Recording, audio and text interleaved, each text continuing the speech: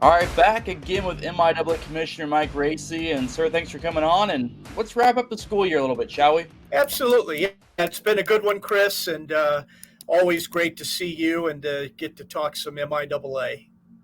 We're talking off air a little bit about how busy this spring sports season is and really always is with so many different championships going on. And MIAA really showed out again at the national level with national championships, but also just making some really deep runs in different tournaments as well.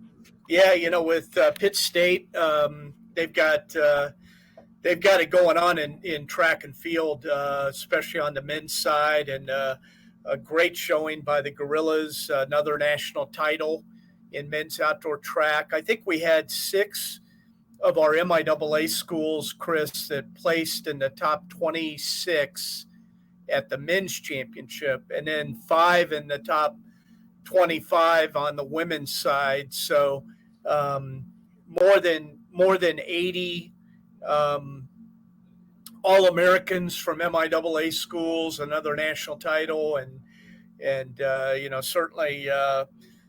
certainly there's a lot of people that recognize how great the MIAA is in track and field. And then just this weekend, UCO made a deep run to the Final Four in women's softball. You'll remember last year, Rogers State won a national championship in softball. UCO's turn this year, and they get to the Final Four. And yeah, just a great way to kind of end what's been another tremendous sports season for MIAA.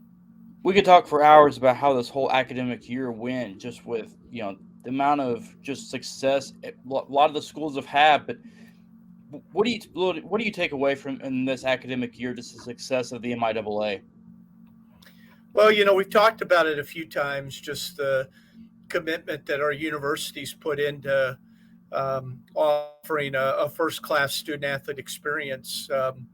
We have a lot of student athletes that are competing for national championships in their chosen sport, and that's really how we market the MIAA. We say bring your A game, and we mean it. Not just in academics and wanting students to strive for excellence with A's, but also doing your best in sport, because in the MIAA, the expectation is it's a place where schools can compete for national titles. We have a lot of schools in our conference that could compete at the Division I level. They choose to be Division II for a few reasons. One is that it's a fiscally responsible place for institutions to compete in intercollegiate athletics, and to do so in a way that doesn't bankrupt the rest of campus. And I'm proud of that. But also, our schools love winning. Our schools love competing each year in every sport for national titles. So I think that's a secret sauce in the recipe that includes a lot of ingredients: great facilities, excellent coaches, great student athletes that are being recruited. But maybe the main ingredient is just the level of commitment our schools make to having national caliber teams in all sports, not just football, not just basketball, not just volleyball, but we do it in everything. And that's something to be very proud of. Anything else you want to touch on before we move on with a couple other I would topics? just say, another great competitive race in our Commissioner's Cup. Yep. That's sponsored by McGowan Gordon Construction here in Kansas City. And the Gorillas are taking home the Commissioner's Cup title again. But it really came down to the last sport, and they narrowly beat out both Northwest Missouri State and Missouri Southern right there on their heels, and then UCM not far behind. So very competitive Commissioner's Cup, but we'll be going down there in the fall to give this big thing away to There we Gorilla go. Land. We'll be down there at one of their football games and present them with another Commissioner's Cup. That brings a little bit more fun to it too, right? You have that. It's already competitive between the schools, but as a whole, it's school versus school versus school. Is that kind of, at least in your eyes, bring out more fun in this every year too? Yeah, and they take a lot of pride. This is a big deal for the Gorillas. They'll get the trophy at our awards ceremony next week. But any school that wins the Commissioner's Cup, they always want to do a big celebration where all of their student athletes and coaches can take part. And so we'll be doing that at one of the first football games next year in Pittsburgh, where they'll have a chance to, in front of all their fans, to recognize what a great year for student athletes and coaches. As we kind of look ahead now, we talked about in our last conversation that MIAA, you guys were going to get ready to talk to the NCAA new president. And as we've seen continuing on various reports that Division I is going to keep changing. The Power 5 alignments look like they're still going to keep moving. But how did that go for the MIAA and kind of setting up that initial meeting with the new NCAA a little bit with the new generation of it, so to speak? I would say it was great, Chris. It was we had excellent attendance. I think almost every one of our ADs and presidents were able to attend that. We had a little over an hour time with President Charlie Baker. He was very engaged. He was very interested in learning about our conference. We have a lot to brag about related to how old and successful the MIAA's been. Dating back to 1912. He was interested to learn some of the names in the MIAA Hall of Fame, like Fogg Allen, historic basketball coach, Millie Barnes, historic legend on the women's basketball side. So he was interested in that. But, the thing that impressed me was just how interested he was in learning. He took a lot of notes. I could tell he was writing a lot of things down. He asked a lot of good questions, and we really used it as our time to talk to him from an MIAA perspective, what we think is great about Division II, and what we think we can do better. And he was very interested in learning more about some of the concerns we have of the way that the MIAA and our schools find themselves in certain championships, maybe on the same side of the bracket as some of the best teams in the country. And maybe that's not the best way to set up a national championship bracket, when you're trying to reward teams for excellence and success during the season. So he got that. He understands that, you don't want your four best football teams or four of the five best football teams meeting in the second round in the playoffs. He's very, he comes from a background of administration, of governance. He wants to find out, and really discover what is the core purpose of the NCAA, and maybe to get back to their roots. And I would say that that's championships. And, we used our time to explain to him that, Division II is only spending 60% of the money that it gets from the March Madness budget allocation on championships, where by comparison, Division III is spending 80% of its revenue on championships. And, our division, we have the necessary resources we need to address some of these bracketing issues in championships. We just need to reprioritize where we're spending money and kind of get back to the core, the essence of what the NCAA is about, and that's providing our student athletes with a great championship experience. Along those lines, can that process take a little bit of time, I guess, to kind of, like you said, revert back to what it was designed for? Or is this something that, at least the MIAA, you feel like this can move quicker than other things, or quicker than maybe it has to move to kind of get things back to where you guys believe it should be? There are some elements that take some time. The NCAA operates on a triennial budget process. So if you're going to make some changes in budget priorities, you're going to have to catch the right ramp on a 3-year process to make that happen. The NCAA also has, they go out several years in their bid cycle for national championships. So, one of the things we're advocating from the MIAA is that we get away from Elite Eights, we get away from 8-team regionals. We go to 4-team sub-regionals in basketball, like we've done in baseball and softball, and that feeds into a Final Four on the men's side and the women's side, and those could be together. That's going to take some time if that ever happens because of the bid cycle for championships. But there are other elements that can happen quicker through decisions by the championships committee or the management council in Division II. And, those are some of the things that we're hopeful that can occur fairly quick. Like, don't play another school from your conference in the first round of a 64-team bracket. That seems kind of silly for, Missouri Southern and Pitt State to maybe travel to Winona, Minnesota to play a basketball game. Things like that I'm hopeful could happen a lot sooner with, decision-making by particular groups. You mentioned that you guys advocating for Division II as a whole of where you guys feel it is. I guess how important is that part of with that conversation? Because like we've talked about before, who knows what Division I is going to look like in the near future, Power 5 at least. How important is it kind of set that tone of what Division II provides? Hey, don't get rid of, Division II. This is what it provides and everything else along the way. Because you and I talked about who knows what things look like in 5 to 10 years at this point too.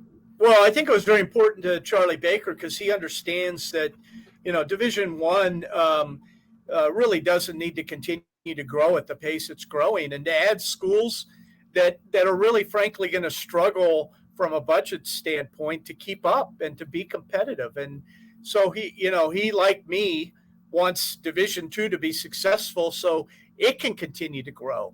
And schools like schools that are in the MIAA and the Gulf South Conference and the GLIAC and the Northern Sun and other conferences in the Midwest feel like this is the place that makes financial sense and makes the most sense competitively, where our boosters and alumni and coaches and others will see that rewarding teams, deserving teams, successful teams are rewarded in an appropriate way with postseason bursts and the ability to go and compete for a national title.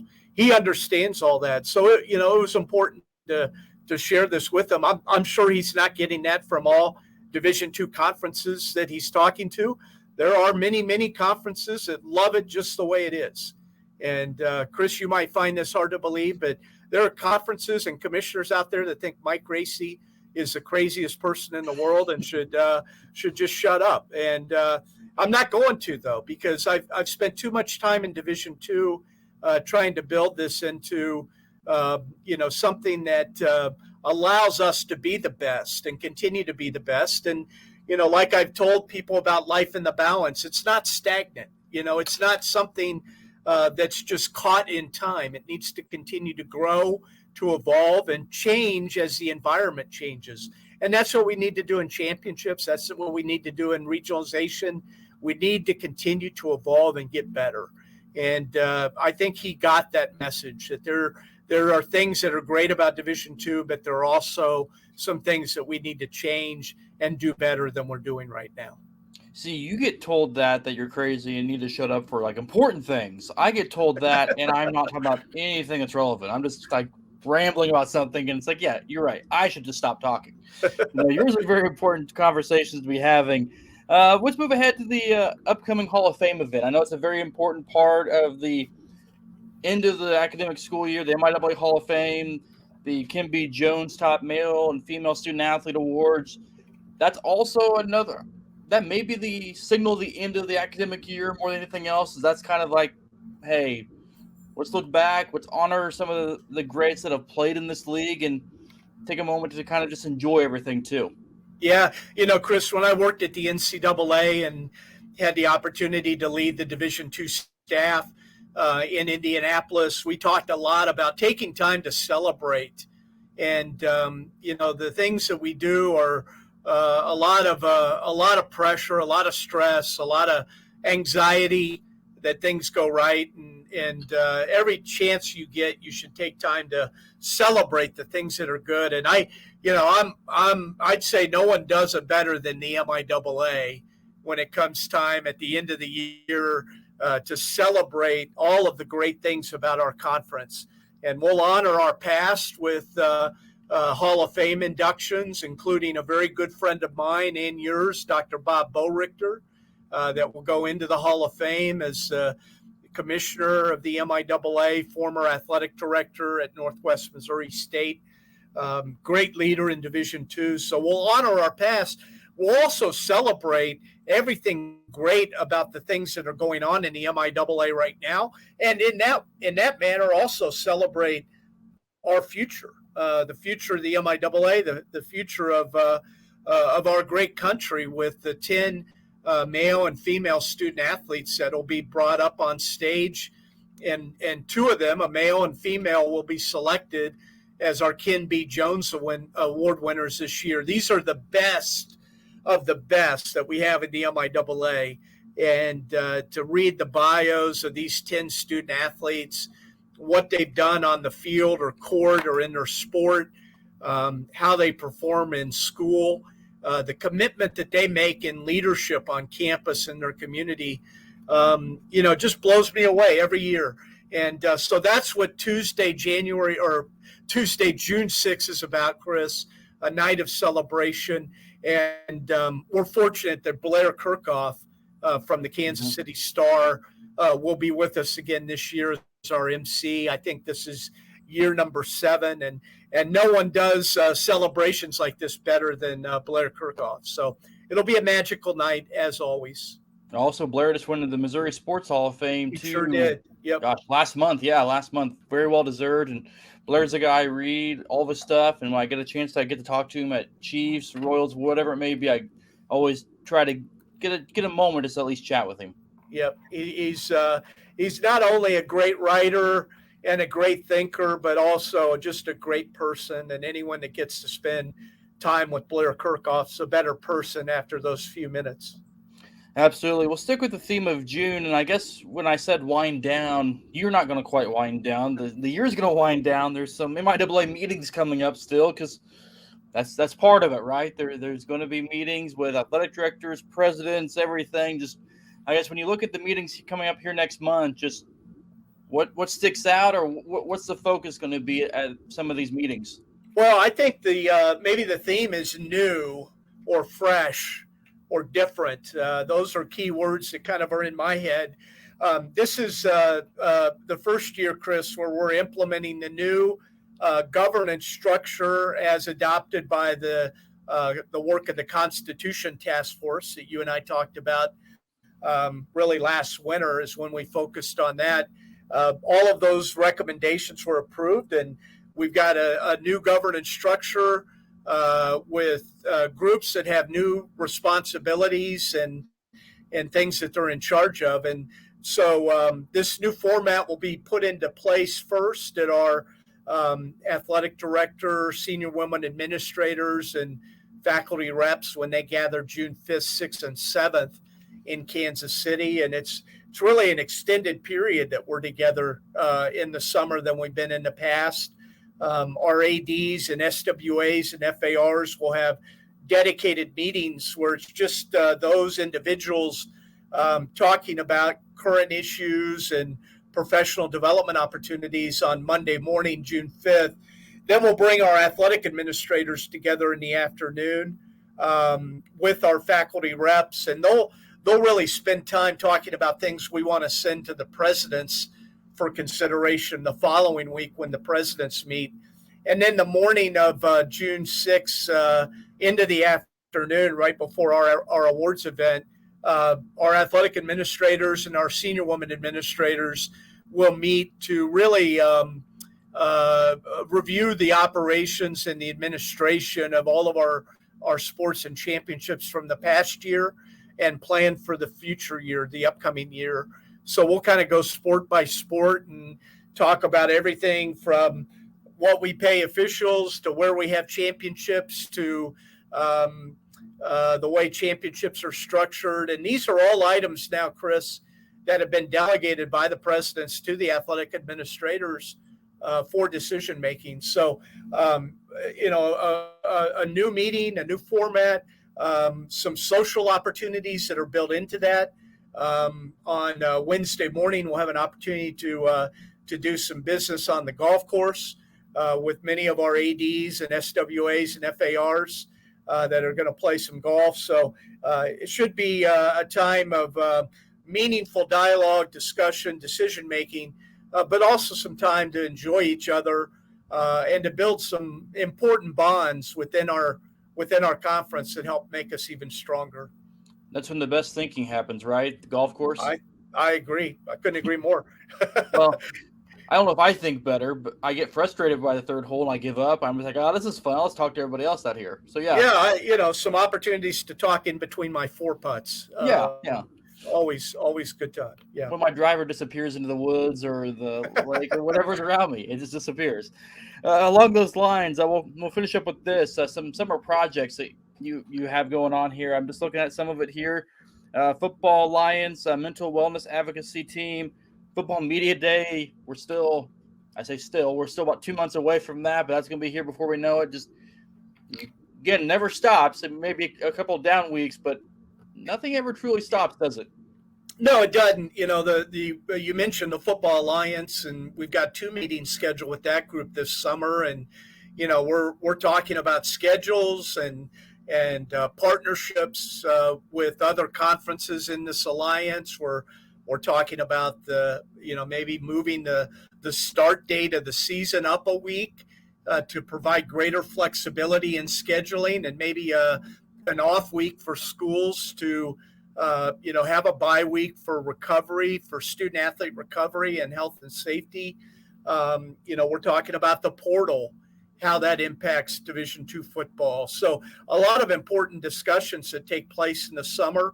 The U.S. Council for Athletes' Health will be doing a workshop with all of our athletic trainers and sports medicine personnel here at Hy-Vee Arena in the summer. Yeah, you mentioned Football Media Day. We get to do that, kick off the football season in Kansas City with our coaches. Just a lot of training and planning that takes place for our administrators, for our MIAA network. A lot of planning and training that has to occur to get ready for next year and network broadcasts. So, it's a little more relaxing period during the summer, Chris, but there's still a lot of activity taking place that I know our MIAA fans will be interested in. MIAA Commissioner Mike Racy, it's been another great year for the league, and I appreciate you doing this. We did about every 2 weeks, and this spring, of course, it's been all over the place. But I've always enjoyed the conversation we've had again this year, and I know we'll have probably 1 or 2 maybe leading up to Football Media Day and stuff like that, but it's always a pleasure to do these. Yeah, and Chris, I just want to say on behalf of the MIAA membership, we really appreciate your focus on the things that are going on throughout our conference. I know you're where you live and where you work. It allows you to spend a lot of time on campus at Northwest Missouri State and Missouri Western. But through this and through some of the features that you've done, it's really allowed you to get to know people and to be known throughout the MIAA and our footprint. And, we just appreciate people in the media, people that have opportunities to, whether it's to write or to be in front of a camera, to help spread the good news about the MIAA. And you're a great friend to the conference, the conference staff and our membership. So thank you for everything you do. Absolutely happy to do it. And, going in, getting all the features, I was like, oh, this is gonna be a lot. And I know there were some ups and downs of trying to get things done, but learned a lot about a lot of different, special student athletes. I say this about every story I do. Everyone has a different story, whether you think you do or don't. And sure enough, there's always something. I know there was one interview I did. She was creating a video game for a class project. Like, that's what? People don't do that type of stuff. So just things like that makes it fun to tell these stories too. Yeah, and I think that's what our fans miss sometimes when they're watching our student athletes on the court that, you know, these are college students, and they're very engaged in the campus life. And you know, I encourage our fans, you know, our student athletes after a game, they don't run into the locker room and they're in hiding. They're, you know, they're around the court. They're gathered. They're with their families, friends. Go up and say hi to them and get to know them a little bit. And you're going to be so impressed with, you're already impressed how they do on the field or court or track or wherever. Get to know them off the court, and you'll be even more impressed. There's a lot of terrific young people that are going to do a lot of great things when they graduate. Absolutely. MIAA Commissioner Mike Racy, thank you for the time as always, and we'll touch base back here in about probably a month, 6 weeks or so probably. Let's do it. Good to see you, Chris. Thank you. See you, sir.